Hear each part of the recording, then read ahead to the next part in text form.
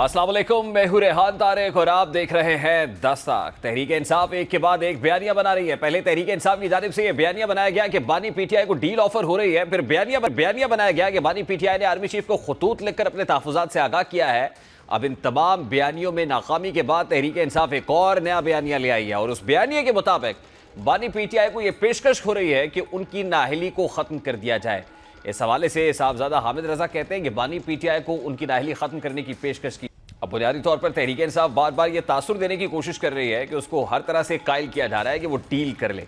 कभी तहरीक इंसाफ ये दावा करती है कि बानी पीटीआई को हाउस अरेस्ट होने की पेशकश की गई और कभी ये दावा करती है कि बानी पीटीआई को उनकी नाअहली खत्म करने की पेशकश हुई। लेकिन बानी पीटीआई किसी किस्म की कोई डील नहीं लेना चाहते। लेकिन दिलचस्प बात यह है कि हालिया दिनों में अली अमीन गंडापुर ने हाउस अरेस्ट की पेशकश पे इंकशाफ किया था कि हाउस अरेस्ट होने की पेशकश इदारों ने की गई थी, बल्कि मेरी तजवीज़ थी। यानी अली अमीन गंडापुर इस तासुर को रद्द कर रहे हैं कि बानी पीटीआई को हाउस अरेस्ट होने की पेशकश की गई। इसका मतलब यह हुआ पीटीआई इस पर सिर्फ प्रोपेगेंडा कर रही थी। फिर इसी तरह हाल ही में आर्मी चीफ ने भी बानी पीटीआई के खतूत ना मिलने की तस्दीक की, जो इस बात की तरफ इशारा है कि तहरीक इंसाफ डील पर प्रोपेगेंडा कर रही है। जबकि तहरीक इंसाफ पर यह इल्ज़ाम भी लग रहा है कि वो डील के लिए हाथ पांव मार रही है और इस सिलसिले में आर्मी चीफ को खतूत भी लिखे गए। और अब भी तहरीक इंसाफ की कोशिश है कि वो अली अमीन गंडापुर के जरिए बैकडोर चैनल जो है वो ऑपरेट करे, उसको ओपन करे। लेकिन पीटीआई के रहनुमा इस तासुर को जायल करने की कोशिशों में नजर आ रहे हैं कि तहरीक इंसाफ किसी तीसरे रास्ते के जरिए अपनी बिगड़ी बनाना चाहती है। असद कैसर कहते हैं कि हमारा कोई बैकडोर राब्ता नहीं हो रहा। हुकूमत को एक मरतबा मौका दिया लेकिन उन्होंने संजीदगी नहीं दिखाई। अब हुकूमत से कोई बातचीत नहीं होगी। अब धुआं तो वहीं से उठता है जहां आग लगी हो। लेकिन अगर पीटीआई कोई डील नहीं चाहती तो फिर बार बार उससे ये सवाल क्यों पूछा जा रहा है? अगर तहरीक इंसाफ के वक़ाल बानी पीटीआई उनकी नाअहली ख़त्म करने की पेशकश की गई है तो फिर ये पेशकश करने वाला कौन है और बानी पीटीआई तक ये पैगाम कौन पहुँचा रहा है कि उन्हें डील की ऑफ़र हो रही है? इसका मतलब ये हुआ कि या तो पसे पर्दा वो अभी पीटीआई ताकतवर हल्कों से राब्ते में है या फिर वो डील पर प्रोपेगेंडा कर रही है। अब जाहिर है कि अगर बानी पीटीआई की नाअहली खत्म हो जाती है तो वो इलेक्शन लड़ सकेंगे और हुकूमत की कोशिश होगी कि किसी तरीके से बानी पीटीआई जो है वो ऐसी सरगर्मियों से दूर रहे। और हुकूमत ये चाहती है कि आइंदा 2 से 3 साल उसका वजूद बरकरार रहे। और बज़ाहिर इस्टेब्लिशमेंट भी हुकूमत के शाना बशाना खड़ी नजर आ रही है, लेकिन हुकूमत के अंदर कई तरह के वसवसे अपनी जगह पर मौजूद हैं। यही वजह है कि नवाज शरीफ हों या मरियम नवाज, वो बहुत मुतहर्रिक हुए हैं। आज इरफान सिद्दीकी और नवाज शरीफ में मुलाकात हुई और उस मुलाकात की अंदरूनी कहानी के मुताबिक नवाज शरीफ का कहना था कि अवाम अब किसी को तामीर और तरक्की में खलल डालने की इजाज़त नहीं देगी। अब लॉन्ग मार्च, धरनों और पुरतशद्दुद एहतजाज की इजाज़त नहीं दी जाएगी। इसी तरह मरियम नवाज वक्फे से बानी पीटीआई पर लफ्जी गोलाबारी कर रही हैं और वो 9 मई पर बयानिया बनाती भी नजर आ रही हैं। जैसा कि आज एक तकरीब से खिताब करते हुए कि अपने लिए एक ऐसी बदतरीन मिसाल बनाकर गए हैं कि लोग रहती दुनिया तक उन्हें 9 मई के नाम से याद रखेंगे। जो है ना इन्हीं के माथे पे लगा है और ये एक ऐसी तरीन मिसाल ये बना के गए हैं कि रहती दुनिया तक लोग इनको 9 मई से याद रखेंगे, जिन्होंने अपने ही मुल्क पे जिनाह हाउस पे हमला कर दी। मैंने कोई पॉलिटिकल पार्टी नहीं देखी जिसने पॉइंट ब्लैंक रेंज पे रेंजर्स को और पुलिस वालों को गोलियां मार के मारा हो। मैंने कभी कोई हुकूमत नहीं देखी, सूबाई हुकूमत, जिसने एक सूबे से लश्कर लेके दूसरे सूबे पे हमला आवर हो। अब हुकूमत की जानिब से 9 मई का जिक्र मानी खेज है। शायद हुकूमत इदारों को यह पैगाम दे रही है कि वो पीटीआई से मुमकिन डील या बातचीत करने से पहले ये सोच लें कि पीटीआई ने 9 मई की सूरत कैसे इदारों पर हमला किया। बहरहाल हुकूमत को तो ये खदशा है कि इदारे उसके साथ रहते हैं या नहीं, जबकि दूसरी जानिब फैसल वोडा यह दावा कर रहे हैं कि हुकूमत अली अमीन गंडापुर के साथ खड़ी है, जो उन्हें हर सूरत तहफ़्फ़ुज़ देगी। इस वक्त पाकिस्तान मुस्लिम लीग नून के मरकजी रहनुमा राना एहसान अफजल साहब ने भी ज्वाइन किया। अस्सलाम वालेकुम राना एहसान अफजल साहब, बहुत बहुत शुक्रिया आपके वक्त के लिए। सबसे पहले तो बड़ा सादा सा सवाल है, गुज़श्ता रोज़ अलीमा खान साहिबा ने कहा, फिर हामिद रजा साहब ये कह रहे हैं कि बानी पीटीआई को डील ऑफर हो रही है। ये बानी पीटीआई को अडियाला जेल में कौन डील ऑफर कर रहा है राना एहसान अफजल साहब? बिस्मिल्लाहिर्रहमानिर्रहीम। देखें, इनकी ख्वाहिश है कि इनको डील ऑफर हो। पहले गंडापुर साहब ने कहा कि 99% जो है वो मामला तय पा गए हैं और बस 1% रह गया है, लेकिन वो 1% फिर नहीं इनको हुआ और अब वो ख़त पे ख़त लिख रहे हैं। तो अगर कोई डील ऑफर होनी होती तो मेरे ख्याल से इनके ख़त का जवाब कोई लिख देता या कोई, तो ये इनकी ख्वाहिशात हैं या इनके मफरूज़े हैं या अपनी नौकरी बचाने के लिए जो है ये लोग इस तरह के दावे करते हैं। कोई डील खान साहब को ऑफर नहीं हो रही। खान साहब को 14 साल सज़ा हुई है करप्शन के ऊपर और अभी उनका बड़ा लंबा सफर जो है वो जेल की सलाखों जो डील ऑफर हो रही है उसकी नौयत भी बता रहे हैं हामिद रजा साहब। वो कहते हैं कि उन्हें उनकी नाअहली खत्म कराने की पेशकश हो रही है कि उनकी नाअहली खत्म कर दी जाएगी। चलें फिर करा लें, अगर ऐसी डील कोई ऑफर हो रही है तो फिर कर लें। हमारे नज़दीक तो ये मफरूज़े हैं और इनमें कोई हकीकत नहीं है। ये डेस्परेट हैं कि किसी तरीके से खान साहब को जो है वो रिहा कराया जाए, और उसके लिए इन्होंने अमेरिका का गली गली कूचा कूचा टाकी लगाई है, कांग्रेसमैन को वहां से आवाज उनकी बुलंद करवाई है, लेकिन कोई इनको रिस्पांस नहीं मिला। राणा साहब, दो बातें हो सकती हैं, या तो वाकई कोई ऐसी डील ऑफर हो रही है, या फिर वो हुकूमत को अंडर प्रेशर लाना चाहते हैं इस तरह के स्टेटमेंट्स देने से, क्योंकि जब जब ऐसे स्टेटमेंट्स आते हैं तो फिर हुकूमत को भी तो वसवसे लाहक हो जाते हैं। हम इन दिनों देख रहे हैं मरियम नवाज शरीफ साहिबा जो स्पीचेस कर रही हैं उस पर बड़ी शद्दोमत से इमरान खान का जिक्र भी होता है, 9 मई का जिक्र भी होता है, पीटीआई को उन्होंने अपनी तनकीद के हदफ पर रखा हुआ है। तो लगता तो ये कि जैसे स्टेटमेंट्स इस तरह के आते हैं हुकूमत भी काउंटर जरूर करती है, कहीं ना कहीं दबाव जरूर महसूस करती है। नहीं, देखिए, हुकूमत सवालों के जवाब देती है। हुकूमत अल्हम्दुलिल्लाह बड़ी कंफर्टेबल है, और हुकूमत समझती है कि अगला इलेक्शन 2029 में होगा, और तब तक प्राइम मिनिस्टर शहबाज शरीफ जो हैं इस मुल्क को माशी तौर पे बिल्कुल मजबूत कर लेंगे। तो हमें कोई जो है वो डिस्कम्फर्ट नहीं होता जब पीटीआई ऐसे क्लेम करती है, क्योंकि उनमें कोई हकायक नहीं है। नहीं, नवाज शरीफ साहब भी जो है वो खिलाफ तवक्कुह, क्योंकि एक अरसे से खामोश थे, अब मुलाकातें शुरू हो गई हैं। आज इरफान सिद्दीकी साहब से उनकी मुलाकात हुई है, और फिर वो कहते हैं कि वो तरक्की की राह में अब किसी को खलल नहीं डालने देंगे, और फिर जाहिर है उनका भी जो हदफ है वो बानी पीटीआई की तरफ इशारा करते हैं, ये इमरान खान की तरफ करते हैं। तो क्या होने क्या जा रहा है, मतलब ये जो एक्टिविटी एकदम बड़ी है, कुछ तो है जिसकी पर्दादारी है? नहीं, देखिए, अब एक्टिविटी इसलिए बड़ी है क्योंकि एक साल आंखें झुका के और सर झुका के मेहनत की गई है इकोनॉमी के ऊपर और मुख्तलिफ प्रोजेक्ट्स के ऊपर, और फिर एक साल बाद अवाम को बताया गया है कि हमने क्या अचीव किया है। तो ये नेचुरल है कि हुकूमत जब भी इक़्तिदार में आती है तो वो शुरू का जो फेज़ होता है उसमें आपकी कोशिश होती है कि कुछ आप डिलीवर करें, और फिर एक साल के बाद ये अवाम के पास हम गए हैं, हमने उनको बताया है कि हमने एक साल में क्या अचीव किया है। तो ये कोई ऐसा कोई एक्टिविटी बढ़ना ये कोई अनहोनी नहीं है। हुकूमत ने एक साल की जो रिपोर्ट है वो अवाम के पास हम लेके। राणा साहब, जलसे वलसे तो उस वक्त होते हैं जब कोई इलेक्शंस का माहौल बन रहा होता है या पता चलता है कुछ चेंज आ रहा है, तो ये जो जलसे शुरू हो गए हैं कंसिस्टेंटली, ये क्या कोई तब्दीली आ रही है? नहीं, देखिए, ये तो मैंने आपको बताया कि जलसे इसलिए हुए हैं क्योंकि एक साल हमारा अल्हम्दुलिल्लाह मुकम्मल हो गया है, और हम अवाम को एक साल को सेलिब्रेट कर रहे हैं। अभी तो बहुत कुछ ठीक होना है, लेकिन एक साल की रिपोर्ट जो है वो अवाम से शेयर की जा रही है। अब असद कैसर साहब ने तो कहा कि हुकूमत से किसी किस्म की बातचीत नहीं हो सकती, हम नहीं जाएंगे, और जो स्पीकर की ऑफर थी वो भी ज़ाहिर है रद्द कर दी गई, और वो चैनल भी बंद कर दिया गया। तो आप देख रहे हैं कि कोई बैकडोर चैनल ओपन हो जाए, खुल जाए, वहां से बातचीत हो जाए? देखें, बात यह है कि एक ही चैनल हमने तो ऑफर किया है, और वो हाउस की कमेटी है, और पार्लियामेंट ही वो फोरम है जहां सियासी हरीफों को इकट्ठे होने की ज़रूरत है, और मुल्क के मफादात के ऊपर इकट्ठे बातचीत करने की ज़रूरत है। वो हमने ऑफर कर दिया है, कोई बैक चैनल नहीं है, वही चैनल है, वहीं बातचीत होगी, पार्लियामेंट के फोरम पे होगी, उसके अलावा तो और कहीं नहीं हो सकती। मैं बैकडोर चैनल की बात इसलिए कर रहा हूँ ना कि फैसल वाडा साहब ने भी ये कहा कि अली अमीन गंडापुर को तो हुकूमत प्रोटेक्ट करेगी, तो क्या अली अमीन गंडापुर को ब्रिज का रोल प्ले कर रहे हैं कहीं बानी पीटीआई या पीटीआई और कंसर्न क्वार्टर्स के बाबत? ये देखिए, ये तो फैसल वाडा साहब का अपना तज्जिया है या ओपिनियन है। मेरे ख्याल से गंडापुर साहब जो हैं, ना कोई हुकूमत उनको प्रोटेक्ट करेगी, ना हमें उनको प्रोटेक्ट करने की ज़रूरत है।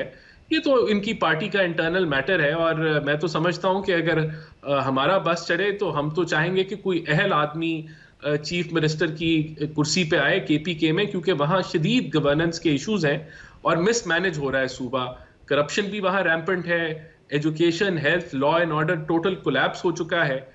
सूबे के अंदर बहुत सारे एरियाज नोगो एरियाज बन चुके हैं, और इनकी तवज्जो कतई तौर पे नहीं है। तो एज अ वफाक का स्पोक्स पर्सन मैं तो चाहूंगा कि वहाँ कम से कम एटलीस्ट ऐसा बंदा हो जो गवर्नेंस के हवालों से सीरियस हो, जो कि केपी के चीफ मिनिस्टर कतई तौर पे नहीं है। वहाँ बिल्कुल तबाह हुई है गवर्नेंस। राणा साहब, as far as judiciary is concern, जजेस परेशान हैं, लीगल फर्टर्निटी इज कंसर्न, वो वकला परेशान नजर आते हैं, जर्नलिस्ट कम्युनिटी जो है वो भी परेशान नजर आती है, as far as PECA act is concern, opposition तो प्रॉब्लम में है ही। तो क्या ये सब फैक्टर्स कम नहीं हैं हुकूमत को दबाव में लाने के लिए, या हुकूमत के लिए डिस्टर्बिंग नहीं है ये?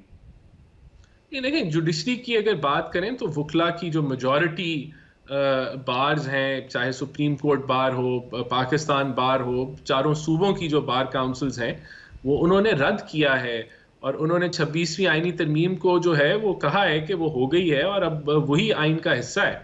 तो वकला की एक माइनॉरिटी है जो प्रोटेस्ट कर रही है।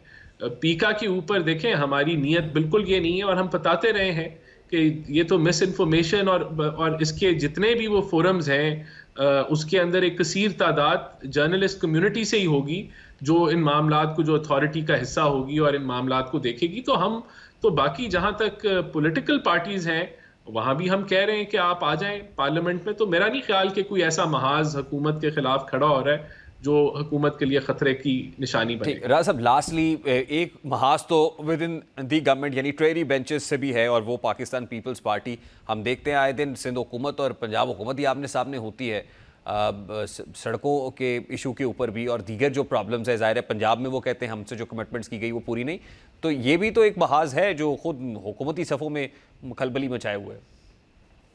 नहीं, देखें, पीपल्स पार्टी हमारे कोलिशन पार्टनर्स हैं और फ्रिक्शन, किसी ना किस्म के प्रॉब्लम्स आते जाते रहते हैं कोलिशंस के अंदर, तो वो साथ साथ रिजॉल्व भी होते जा रहे हैं, लेकिन कोई ऐसा सीरियस थ्रेट ये गवर्नमेंट को नहीं है। बहुत बहुत शुक्रिया राना एहसान अफजल साहब आपके वक्त के लिए। पाकिस्तान मुस्लिम लीग नून के मरकजी राना एहसान अफजल साहब हमारे साथ मौजूद थे। ब्रेक लेते हैं, ब्रेक के बाद वापस आएंगे। चैंपियंस ट्रॉफी का इफ्तिताही मैच पाकिस्तान और न्यूजीलैंड के माबैन खेला जा रहा है और न्यूजीलैंड ने जो हदफ पाकिस्तान को दिया उसके ताक़ुब में पाकिस्तान की बैटिंग जो जारी, इस पर बात करेंगे इस ब्रेक के बाद। हमारे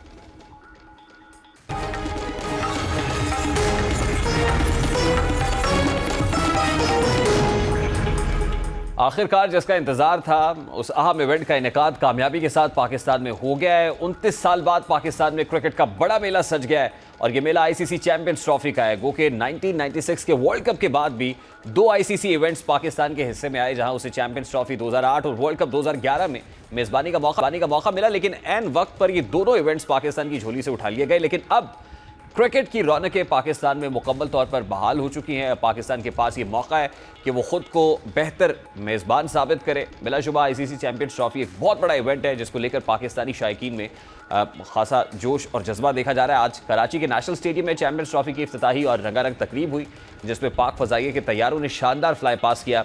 F-17 थंडर, F-16 तैयारों ने शायकीन और खिलाड़ियों के जोश को बढ़ाया और लहू गरमाया। शेरदल शाहीनों ने परचम के रंग बिखेर कर पूरी कौम को सलामी दी। सदर आसिफ जरदारी और आसिफा भुट्टो के साथ साबिक कप्तान सरफराज अहमद ट्रॉफी लाए। चेयरमैन पीसीबी मोहसिन नकवी ने सदर ममलिकत का शानदार इस्तकबाल किया। अब आज पाकिस्तान न्यूजीलैंड के माबैन इफ्तिताही मैच खेला जा रहा है और भारत ने तो हर मुमकिन कोशिश की कि किसी तरीके से वो इस इवेंट को पाकिस्तान में होने से रोके। भारत ने पूरा जोर लगाया कि ये इवेंट पाकिस्तान से कहीं और मुंतकिल हो जाए। सिक्योरिटी का जवाब तराशा गया। भारतीय मीडिया ने पाकिस्तान की सिक्योरिटी पर मनफी प्रोपेगेंडा भी किया।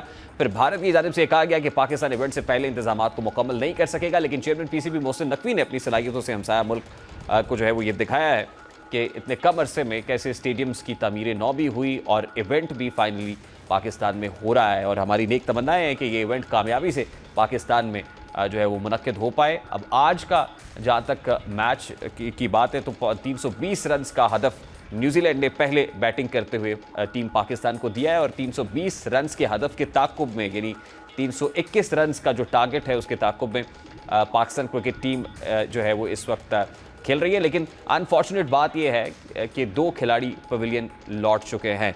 अब इस पर्टिकुलर मैच को लेके, चैंपियंस ट्रॉफी के इस इनेकाद को लेके इस वक्त पाकिस्तान के legend cricketer, Asian Bradman, we are fortunate enough to have Zaheer Abbas साहब विद अस। अस्सलाम वालेकुम सर। वालेकुम अस्सलाम, आप कैसे हैं? जी बिल्कुल ठीक ठाक ज़हीर अब्बास साहब, thank you very much sir, thank you very much for being with us. बहुत बहुत शुक्रिया। आपने बहुत अच्छा कर दिया, ठंडी ठंडी हवाएं चल रही हैं यहाँ पर तो जी। और जाहिर है जो क्रिकेट का रंगारंग मेला जिसका आगाज़ ही कराची से हो गया है, तो कराची वालों के तो चेहरे यकीनन खिल उठे होंगे। आप कैसा महसूस कर रहे हैं? मैं तो बहुत अच्छा महसूस कर रहा हूँ, बल्कि आज ऐसा लग रहा है कि जैसे हम किसी कराची में नहीं, किसी और नॉर्दर्न किसी ऐसे सिटी में रह रहे कि जहाँ के ठंडी हवाएं हर वक्त चलती रहती हैं। और ये तो मेरा ख्याल है कि बड़ा ड्रास्टिक सा चेंज भी है और बड़ा सरप्राइजिंग है इनफैक्ट कराची के लिए कि कराची वालों को ये मौसम जो है वो महसूस करने को मिल रहा है। सर, इफ्तिताही जो ओपनिंग सेरेमनी है वो आपने देखी और जाहिर है बीइंग क्रिकेटर जब पाकिस्तान के अंदर पाकिस्तान को बहुत अरसे के बाद एक ऐसा इवेंट होस्ट करने को मिल रहा है, तो बीइंग क्रिकेटर आप इसको पाकिस्तानी क्रिकेट के लिए, ओवरऑल पाकिस्तान के सॉफ्ट इमेज के लिए कैसा देखते हैं?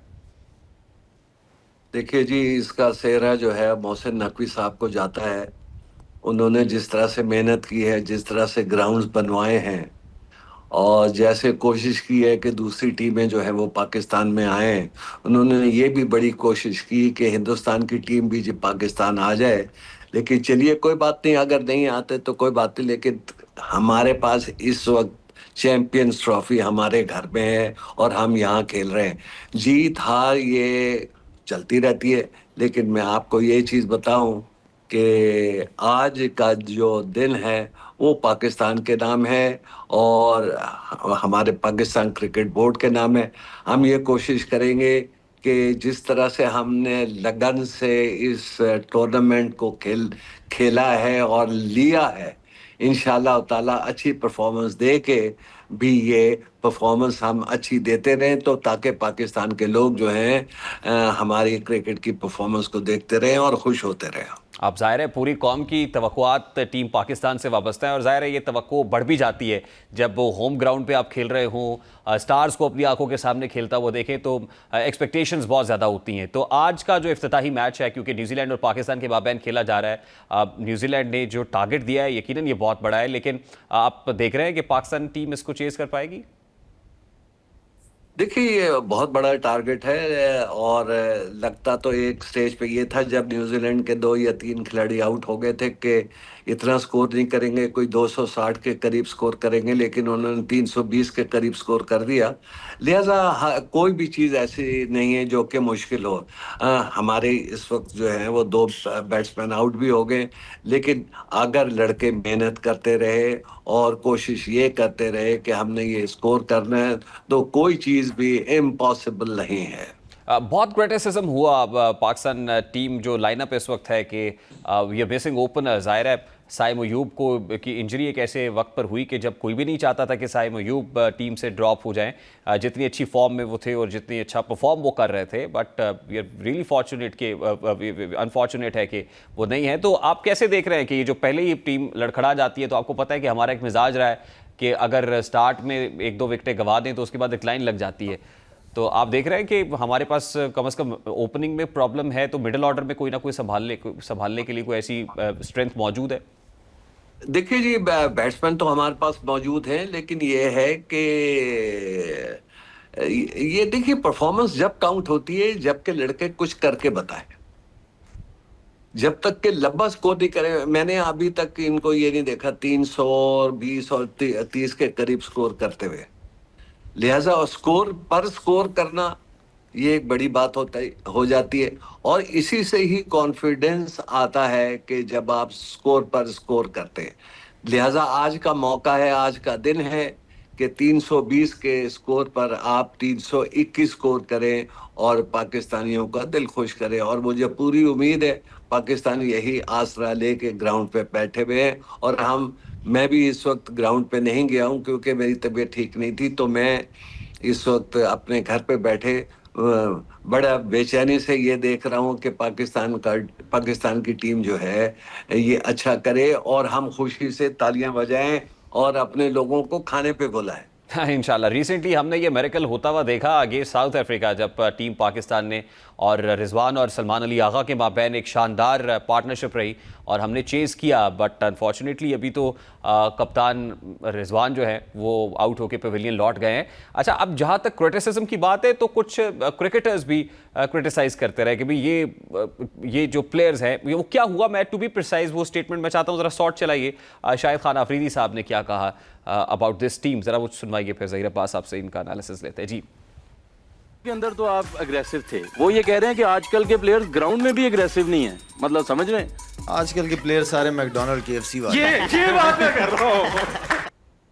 अब वो कह रहे हैं कि आजकल के जो प्लेयर्स हैं वो एग्रेसिव नहीं है, ये बर्गर बच्चे हैं। This is what Shahid Khan Afridi, Lala Afridi saying.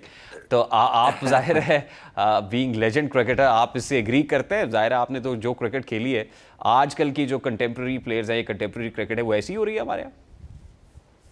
नहीं जी, बात तो ये है कि हमारे ये प्लेयर्स भी बहुत अच्छे हैं।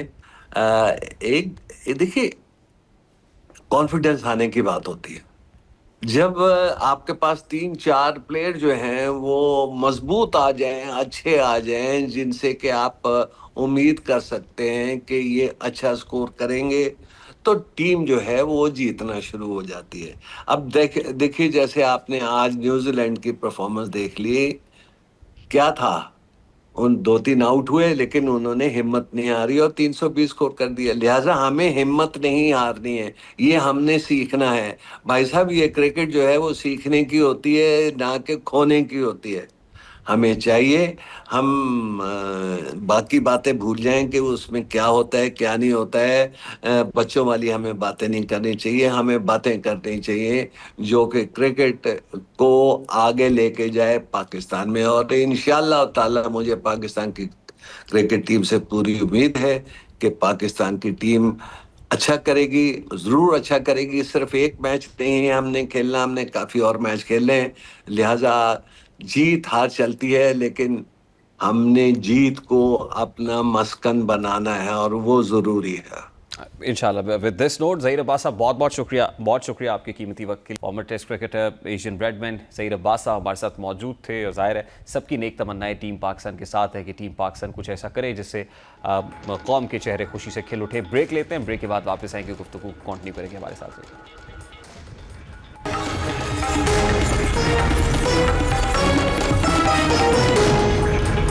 जजेस की तकर्री और तैनातियों पर तकसीम गहरी होती जा रही है। इस तकसीम का धुआं कभी हमें सुप्रीम कोर्ट तो कभी हाई कोर्ट्स के दरो दीवार में दिखाई देता है। और बाज़ कानूनी माहिरीन की नज़र में अदलिया में तकसीम की बुनियादी वजह 26वीं आईनी तरमीम है। इन तरमीम पर सुप्रीम कोर्ट और हाई कोर्ट्स के जजेस तो सवाल उठा ही रहे हैं। इसके साथ अपोजिशन जमातें, खासतौर पर पीटीआई, अदलिया से मुतालबा कर रही है कि इन तरमीम के खिलाफ केस की समाअत को जल्द से जल्द लगाया जाए। बाज़ कानूनी माहिरीन की नज़र में जब तक इन तरामीम पर फैसला नहीं हो जाता तब तक अदलिया का हाउस इन ऑर्डर नहीं रहेगा। अब जैसा कि इस्लामाबाद हाई कोर्ट में जस्टिस सरफराज डोगर बतौर कायम मकाम चीफ जस्टिस जिम्मेदारी संभाल चुके हैं और उनकी इस तकर्री पर इस्लामाबाद हाई कोर्ट के 5 जजेस ने ख़त के ज़रिए अपने तहफ़्फ़ुज़ात का इजहार किया है। लेकिन इसके बावजूद चीफ जस्टिस याहिया अफरीदी ने सरफराज डोगर को इस्लामाबाद हाई कोर्ट का कायम मकाम चीफ जस्टिस बनाया, जिसके बाद चहमगोइयाँ होने लगी कि इस्लामाबाद हाई कोर्ट के कायम मकाम चीफ जस्टिस और वो जजेस जिन्होंने इस तकर्री के खिलाफ ख़त लिखा वो एक दूसरे के मद्दे मुकाबिल आ जाएंगे। अब यही वजह है कि इस तासुर को ज़ाइल करने के लिए इस्लामाबाद हाई कोर्ट के ज़राए की जानिब से एक वजाहत जारी हुई। इस जारी करदा वजाहत के मुताबिक सीनियरिटी इशू पर ख़त लिखने वाले 5 जजेस से कोई तनाज़ा नहीं है।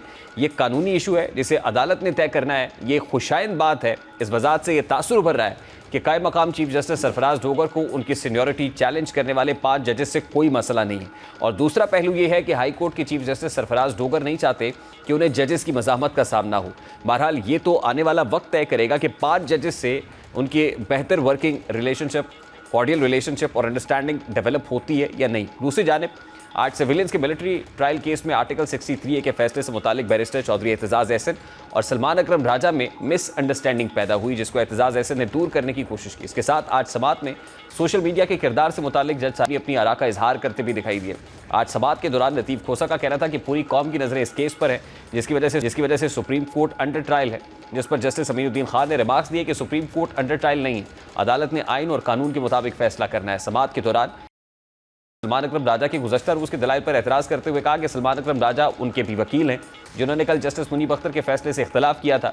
एतजाज़ एहसन के मुताबिक उन्होंने सलमान अकरम राजा को ऐसी कोई हिदायत नहीं दी थी और वो खुद जस्टिस मुनीब अख्तर के फैसले से मुकम्मल इत्तफाक करते हैं, जिस पर जस्टिस मोहम्मद अली मज़हर बोले एतराज़ शायद सिर्फ आर्टिकल 63A वाले फैसले के हवाले पर है। इस मौके पर सलमान अकरम राजा ने वजाहत की कि उन्होंने जस्टिस मुनीब अख्तर के फैसले के सिर्फ एक पैराग्राफ से इख्तलाफ किया था। कुल दलाइल जो है वो जुनैद की जानिब से दिए गए और उन पर जो है वो कहते हैं मैं कायम हूँ। जस्टिस नईम अख्तर अफगान से मुकालमा करते हुए सलमान अकरम राजा का कहना था कि आपके सवाल को सुर्खियों में रखा गया है कि आलमी कवानीन में सिविलियंस के कोर्ट मार्शल की ममानियत नहीं है, मीडिया में तासुर दिया गया जैसे पता नहीं मैंने क्या बोल दिया। जस्टिस नईम अख्तर अफगान का मौक़िफ़ था कि जो सवाल पूछा गया वो सबके सामने है, सोशल मीडिया ना देखा करे, हम भी नहीं देखते, सोशल मीडिया को देखकर ना असर लेना है ना मुतासिर होकर फैसले करने हैं। जस्टिस जमाल खान मंदुखेल ने मीडिया को भी रिपोर्टिंग में एहतियात बरतने का मशवरा दिया, जबकि जस्टिस मुसरत हिलाली का कहना था कि उनके खिलाफ बहुत खबरें लगती हैं जिस पर जवाब देने का दिल चाहता है लेकिन उनका मनसब जवाब देने की इजाज़त नहीं देता। सलमान अकरम राजा का मौक़िफ़ था कि वो बगैर किसी माजरत के अपने दलाइल पर कायम है, जिस पर जस्टिस अमीनुद्दीन खान ने रिमार्क्स दिए कि सवाल तो हम सिर्फ मुख्तलिफ जाविये से मसला समझने के लिए करते हैं, हो सकता है हम आपके दलाइल से मुत्तफ़िक हों। अब अदालत में ये अहम केस ज़ेर समाअत है जिस पर पूरे मुल्क की नज़रें जमी हुई हैं। जजेस साहिबान केस के हर पहलू पर मुख्तलिफ सवालात कर रहे हैं ताकि इस केस आइन और कानून के मुताबिक हो सके, और उम्मीद भी यही की जा सकती है कि इस केस पर मेरिट की बुनियाद पर ही फैसला होगा। बिग ब्रेक लेंगे, ब्रेक के बाद वापस आएंगे और पाकिस्तानियों को किन किन ममालिक में वीज़ा लेस एंट्री हासिल है, वीज़े के बगैर जा सकते हैं, आपके साथ शेयर करेंगे इस ब्रेक के बाद हमारे साथ।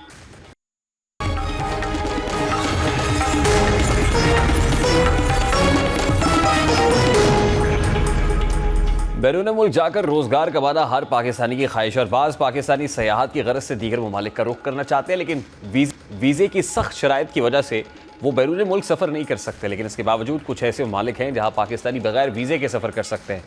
उन्हें यहाँ वीज़े के हुसूल में जतन नहीं करने पड़ते, जैसा कि हेनली एंड पार्टनर्स की जानिब से जनवरी से जून 2025 के लिए जारी करदा पासपोर्ट इंडेक्स के मुताबिक पाकिस्तानी हामिल अफराद कुछ ममालिक में वीज़ा फ्री सफ़र कर सकते हैं।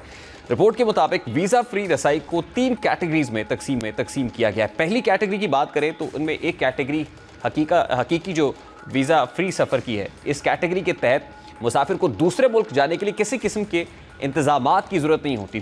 दूसरी कैटेगरी वीज़ा ऑन अराइवल की है, जहाँ मुतल्लिका मुल्क पहुँचने पर फौरी वीज़ा जारी किया जाता है। तीसरी कैटेगरी इलेक्ट्रॉनिक ट्रैवल अथॉरिटी की है, जहाँ किसी मुल्क में दाखिले का पेशगी ऑनलाइन इजाज़तनामा हासिल किया जाता है। अब रिपोर्ट के मुताबिक 12 ऐसे ममालिक हैं जहाँ पाकिस्तानी शहरी बगैर किसी वीज़ा के सफ़र तो कर सकते हैं, लेकिन सफ़र के लिए पासपोर्ट का होना ज़रूरी है। ये ममालिक कौन से हैं उस पर बात कर लेते हैं। उनमें बारबाडोस कैरेबियन जज़ायर का एक मुल्क है जो पाकिस्तानी शहरियों को बगैर वीज़ा क़याम की इजाज़त देता है। फिर जज़ायर के बहरुल काहिल में वाक़ है, ये खूबसूरत मकाम पाकिस्तानियों के लिए वीज़ा फ्री है। इसी तरह डोमिनिका जो कैरेबियन के छोटे मुल्कों में शुमार होता है, यहाँ भी वीज़े के बगैर सफ़र मुमकिन है।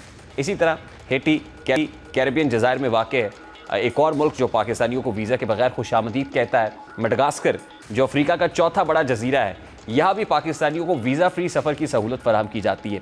फिर इसी तरह माइक्रोनेशिया बहरुल काहिल में वाक़ जज़ायर मुल्क है जहाँ वीज़ा फ्री क़याम मुमकिन है। इसके अलावा मॉन्स्ट्रेट बरतानिया के ज़ेर इंतज़ाम कैरेबियन जज़ायर है जहाँ वीज़ा के बगैर सफ़र किया जा सकता है। फिर न्यू वे जनूबी बहरुल काहिल में वाक़ ये जज़ीरा पाकिस्तानियों के लिए वीज़ा फ्री खुला है। फिर रवांडा जो अफ्रीका का एक मुल्क है, यहाँ भी पाकिस्तानी शहरियों को वीज़ा फ्री रसाई दी जाती है। सिर्फ यही नहीं, इसी तरह ग्रेंडिनर जो कैरेबियन में वाक़ है, ये भी कैरेबियन आइलैंड है, यहाँ भी पाकिस्तानियों को वीज़ा फ्री सफ़र की इजाज़त है। फिर इसके बाद ट्रिनिडाड टोबैगो जो कैरेबियन जज़ीरा है, ये एक और मुल्क है, यहाँ पाकिस्तानी वीज़े के बगैर सफ़र कर सकते हैं। इसी तरह से वनवातो जो ऑस्ट्रेलिया के करीब वाक़ जज़ायर पर मुश्तमिल एक छोटा मुल्क है, ये भी वीज़ा फ्री ममालिक की फहरिस्त में शामिल है। अब ये ममालिक पाकिस्तानी शहरियों को एक मुनफरिद मौका फराहम करते हैं कि वो वीज़ा के झंझट के बगैर इन ममालिक का सफ़र कर सकें। ये खबर पाकिस्तानी मुसाफिरों के लिए खुशखबरी है जो दुनिया घूमने के ख्वाहिशमंद हैं। इसके अलावा हालिया दिनों में